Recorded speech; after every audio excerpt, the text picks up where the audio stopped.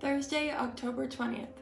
Our readings are Jeremiah 47 through 49, Psalm 80, and 2 Peter chapter 2. At first glance, what we find in these chapters of Jeremiah seem to be kind of harsh and scary, basically cursing entire nations. But don't let these destructive punishments lead you or anyone else to believe that God is cruel.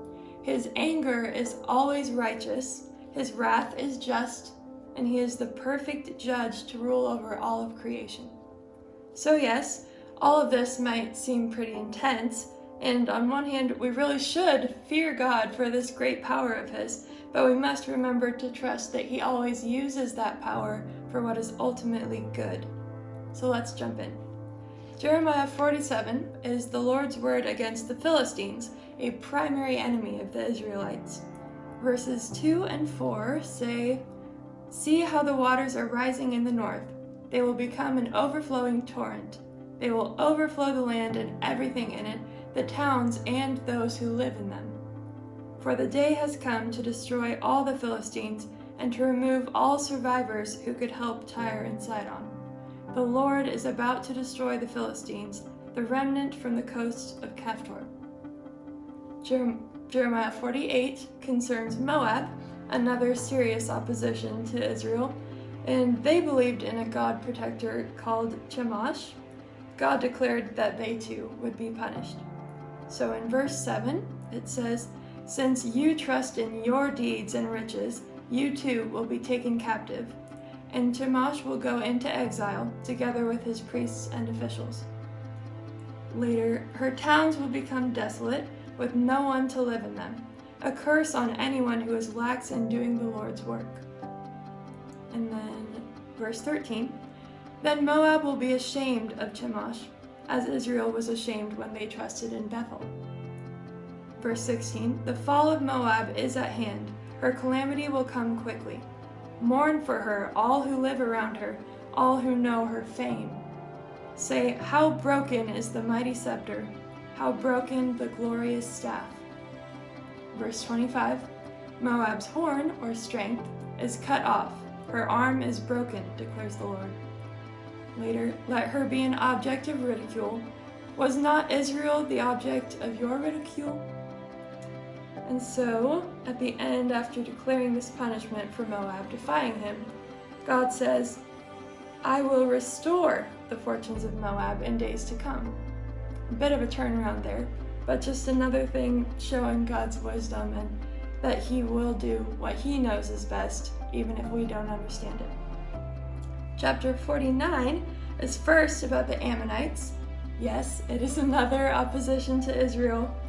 And in verse 2, it says, "The days are coming, declares the Lord, when I will sound the battle cry against Rabbah of the Ammonites. It will become a mound of ruins, and its surrounding villages will be set on fire.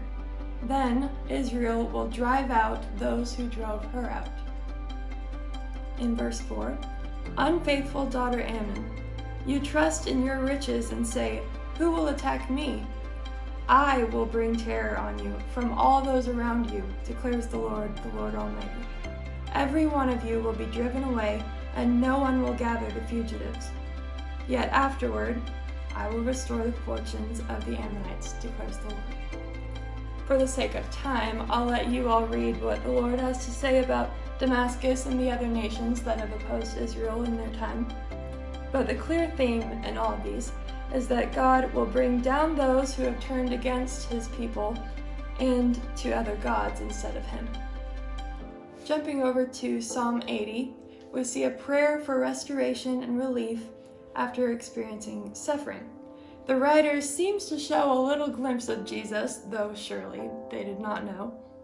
It says in verse 14, "Return to us, God Almighty.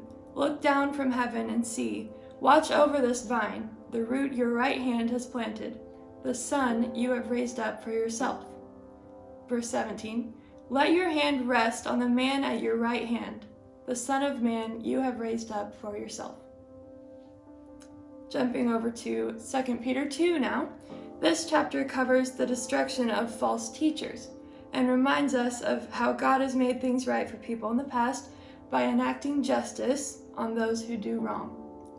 Verse 9 says, "If this is so, then the Lord knows how to rescue the godly from trials and to hold the unrighteous for punishment on the day of judgment." Now we have to be very careful about false teaching and ask the Lord for his discernment when lies might be distracting us from the truth of his word, because his word is the revelation that God gave us to help us know him better and see how good he is and how he loves us and knows what is best, even if it might seem a little scary to us sometimes. So may you continue to learn that and trust that more and more every day. Until we see you next time, you are sent.